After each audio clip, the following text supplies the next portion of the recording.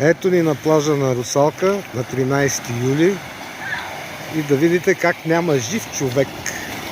На плажа сме само аз, Светла, внуците Мони и Лори и бармана.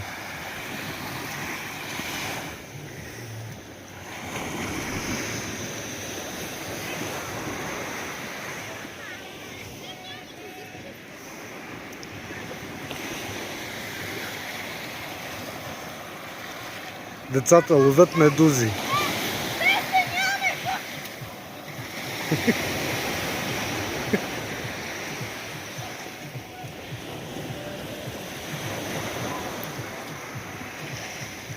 Така е идеално. Няма никой.